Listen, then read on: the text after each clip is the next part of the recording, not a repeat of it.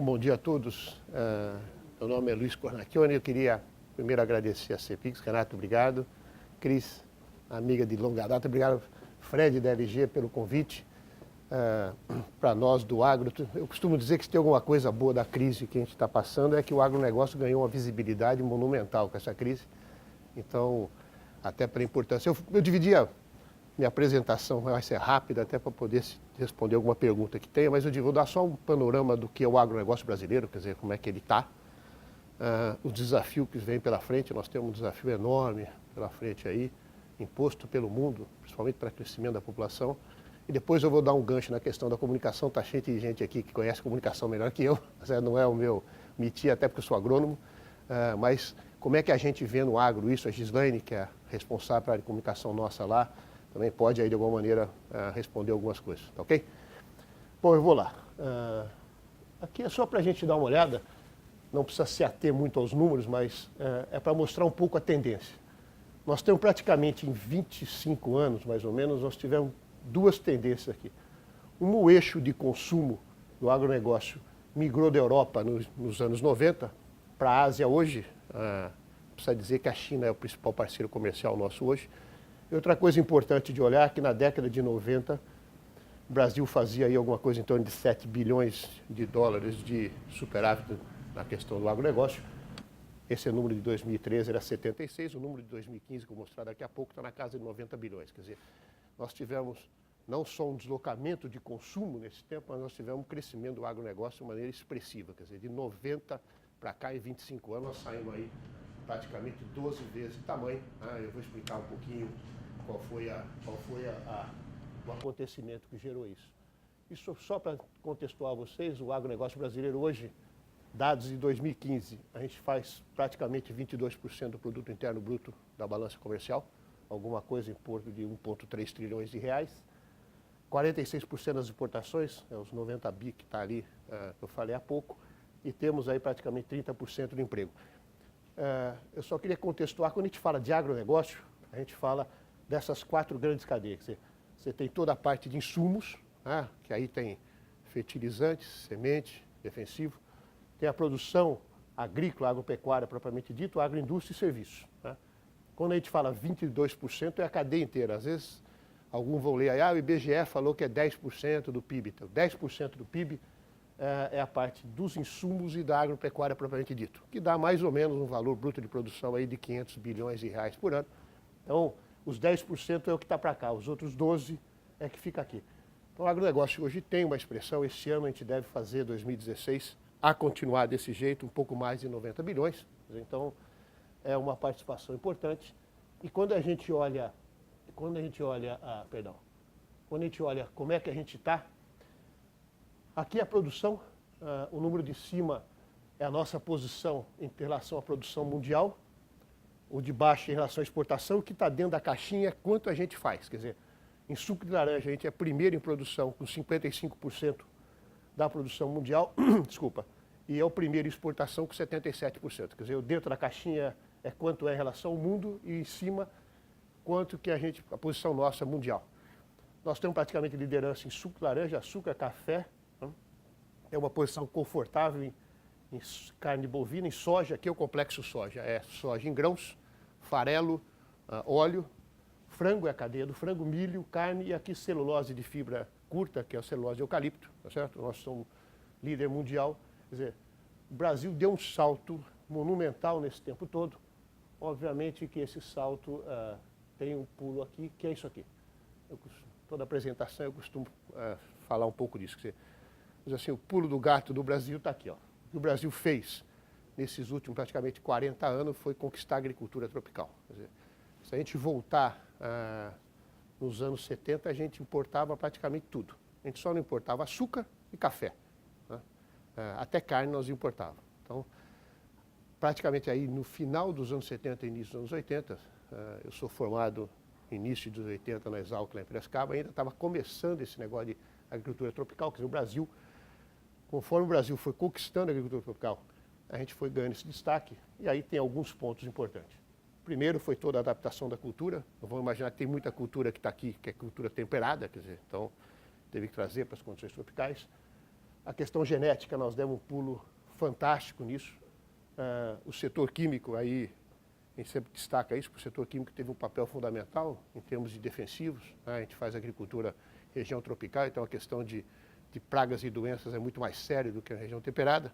Você não tem um inverno para interromper um ciclo biológico, então você faz uma cultura em cima da outra. Eu costumo falar de crédito, quer dizer, ninguém roda sem crédito, mas algumas coisas importantes que eu acho. Quer dizer, uma outra coisa que fez o Brasil dar um salto importante é essa questão de cadeia produtiva. Aí é só um exemplo. Quer dizer, quando você fortalece o frango, você fortalece a cadeia de milho, aí fortalece insumos, essa coisa toda. Quer dizer, essa verticalização da cadeia é o que fez a gente cobrir. Então o Brasil, conforme a gente conquistou desse pulo na agricultura tropical, é que nos deu esse ganho de produção. Isso é uma vantagem competitiva excepcional para nós, porque poucos países têm as mesmas condições que a gente em questão de agricultura tropical. Você vai ter um pouco ali da África, entre os paralelos 13 e 17, vai pegar ali Guiné, Malawi, Etiópia um pouco, e só um pouquinho da ponta da Indonésia. Quer dizer, então você tem poucos lugares que vão poder fazer três ciclos, como nós fazemos, quer dizer, plantio sobre plantio. Então isso para nós dá uma vantagem enorme em termos de poder fazer produção agropecuária.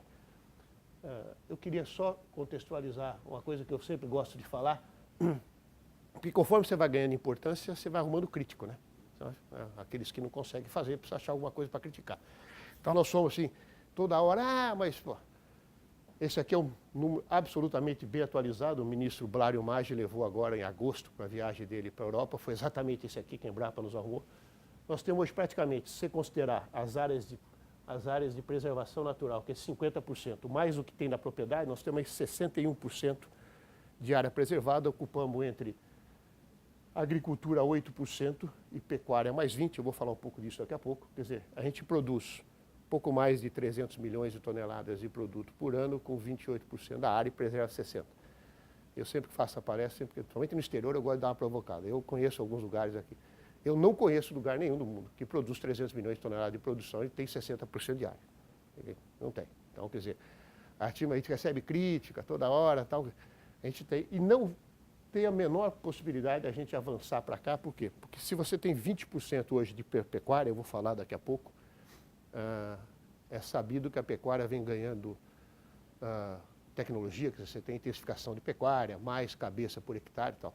O que você vai ter é uma sobra de área de pecuária, tem dois números, uns falam 50 milhões de hectares, outros falam 70, tanto faz, qualquer um dos dois é grande, mas vamos imaginar que seja 50 milhões de hectares, que deve ser o número que vai sobrar da pecuária, perdão, conforme a gente for intensificando. 50 milhões de hectares, basicamente, 80% nós temos hoje, nós temos 70 milhões plantados, quer dizer, nós temos uma área enorme para crescer ainda, dentro das áreas já antropizadas, como a gente costuma usar, então não tem o menor risco de ir para a área natural, e muito menos para a Amazônia, porque não vai nada lá. Se alguém falar que vai, não vai nada. A Amazônia não vai cana, não vai soja, não vai o milho, não vai o eucalipto, é uma questão biológica. Então, não se preocupe que lá não vai. Então, isso é uma coisa interessante, eu sempre uso, porque a gente vive recebendo crítica disso, a Gisele balança a cabeça, porque ela sabe a quantidade de vezes que a gente tem que explicar esse negócio lá, mas esse aqui é uma realidade do Brasil. Bom, a apresentação eu vou deixar para vocês, não tem problema nenhum, se alguém depois não precisa nem se preocupar. Outra coisa que a gente costuma trazer, na reunião é isso aqui. Uma outra crítica, mas é uma atividade primária, é uma atividade que não gera tal. Isso aqui é um levantamento que a gente fez, vamos ver se agora em 2017 a gente consegue fazer mais uma rodada, mas se você pegar o Brasil na década de 70, você tinha uma diferença enorme entre os municípios agrícolas contra os municípios não agrícolas ou mais industriais. Né? Conforme o agronegócio foi crescendo, praticamente hoje você tem nos municípios uma atividade agrícola predominante, praticamente o mesmo IDH, e aqui nós somos IDH na metodologia, né, do PNUD, quer dizer, que entra a questão de educação, questão de saúde, a questão de obras públicas, esgoto, essa coisa toda. Então você tem praticamente o mesmo IDH. Naquele cantinho, eu gosto de você pegar o algodão, nós pegamos 4 culturas, mas se você pegar o algodão na década de 70, era 0,3 IDH os municípios.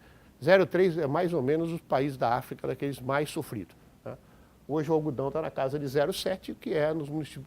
Então, a gente mostra isso porque, conforme o agronegócio andou, você evoluiu nesses lugares. Quem conhece, você conhece bem, quem conhece Sorriso, Lucas do Rio Verde, Três Lagoas, tem um monte aqui, dá para perceber a pujança da cidade. Então você desmistifica essa questão de que o agronegócio não gera renda, gera. Ele gera e transfere renda no município. Uma das provas que tem é essa questão aqui. Bom, como nem tudo é muito simples, a gente vai aqui... só a última coisa aqui. Sustentabilidade é outra coisa que a gente vem fazendo forte no agronegócio. Quer dizer, hoje a gente já tem uma produção de baixo carbono, vem trabalhando forte nisso, a BAG e outras entidades fazem parte dessa coalizão Brasil, Clima, Floresta, Agricultura, né? Estivemos em Paris ano passado, esse ano acabou Marrakech semana passada. A gente tem trabalhado forte nisso. Hoje a gente usa as técnicas de plantio direto, essa integração lavoura, pecuária, floresta é um novo patamar de sustentabilidade. Quer dizer, o agronegócio tem caminhado para isso de uma maneira muito forte e para quem lê as NDCs brasileiras, e aquele compromisso que o Brasil fez em Paris no ano passado, tem 70% da conta que vai ficar desse lado. O ministro Blário Mais, na semana passada, até deu uma esperneada lá em Marrakech, né? Porque realmente é uma conta grande, precisa ver quem é que vai pagar toda essa conta. Não é uma conta pequena, não, porque o desafio é enorme, né? Em termos de recuperação de área, biocombustível, essa questão. Mas, de qualquer maneira, o setor vem trabalhando forte nisso e eu não tenho dúvida que a gente vai fazer um trabalho excepcional aqui. Bom, agora vamos para o desafio para chegar na comunicação, mas o desafio está aqui.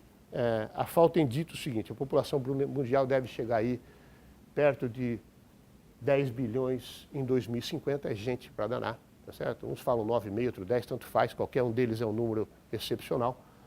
Mas não é só a quantidade de população que vai crescer.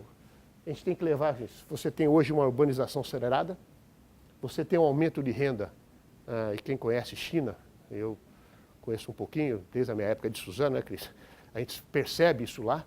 Quer dizer, conforme o cara vai aumentando a renda, ele vai melhorando o hábito de consumo, vai consumindo coisas que ele não consumia. Quer dizer, então essa equação aqui, aumento populacional, aumento de renda e hábito de consumo, vai fazer que você tenha que ter uma demanda de alimentos, produzir mais alguma coisa em torno de 80% do que se produz hoje. Em termos de número, é alguma coisa em torno de 1,1, 1,2 bilhões de toneladas.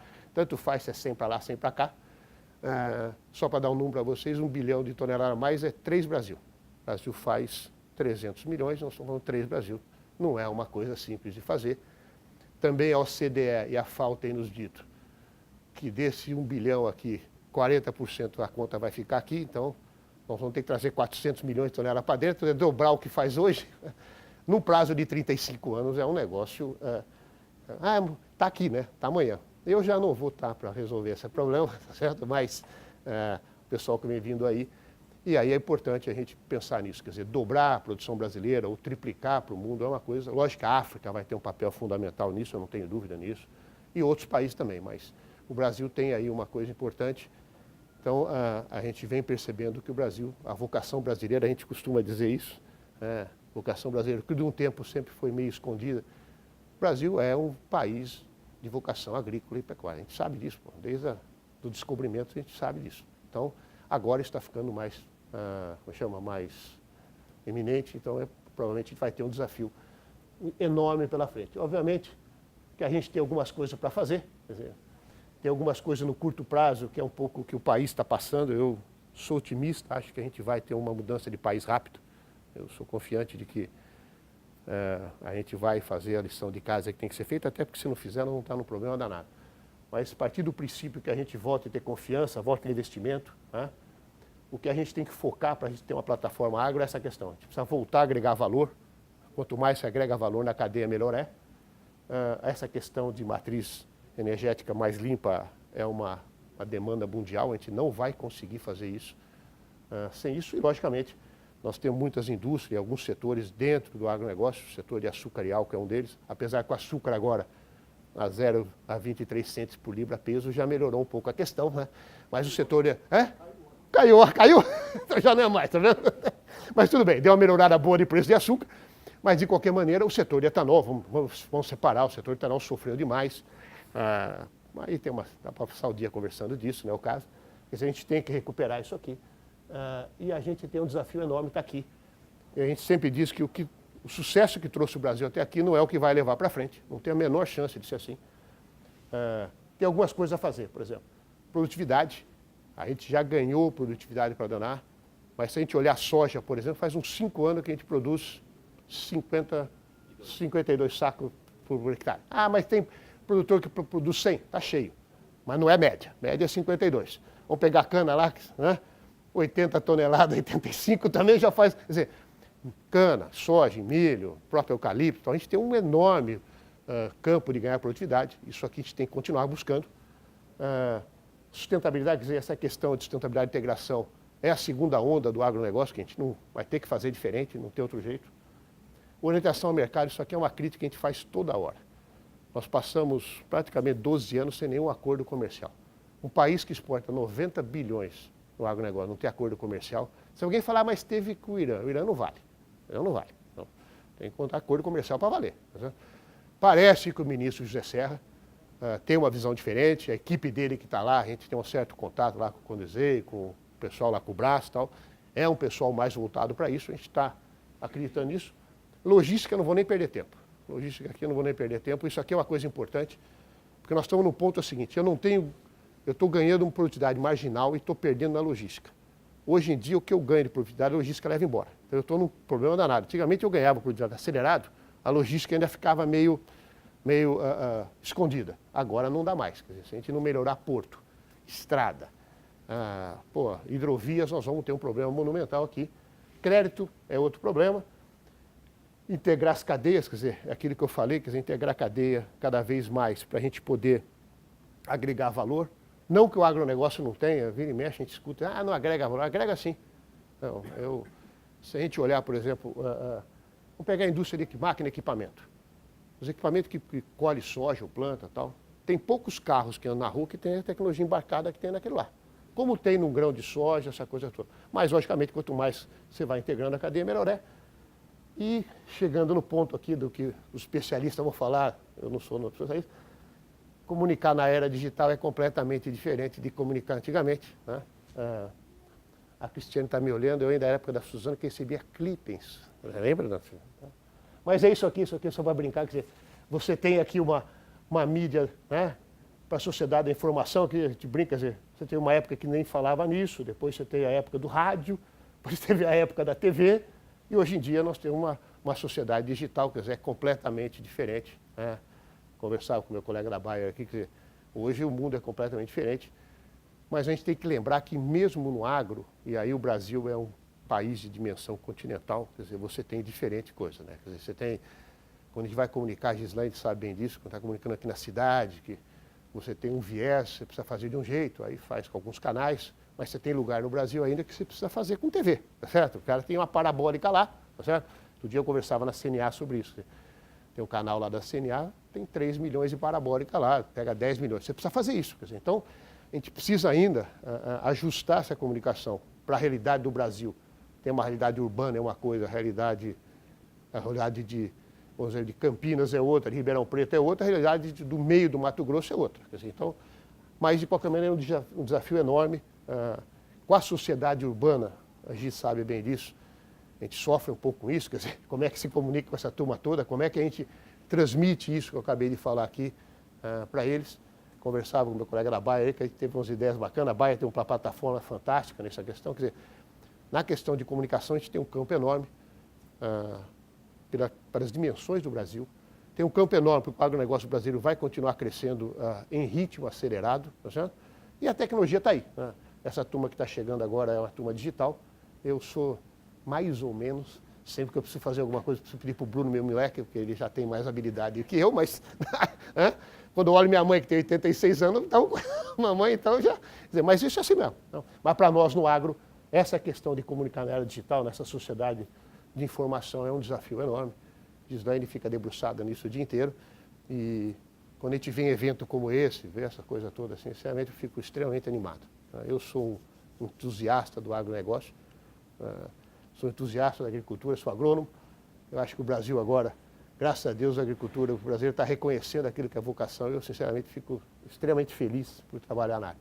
Era isso que eu tinha para vocês, só para introduzir, porque o pessoal que vem depois de mim vai falar de comunicação muito melhor que eu, mas era só para contextualizar o agronegócio e dizer também que a comunicação para nós é um dos pontos-chave de desafio é um dos grandes eixos que nós temos, fora aqueles outros todos que eu falei.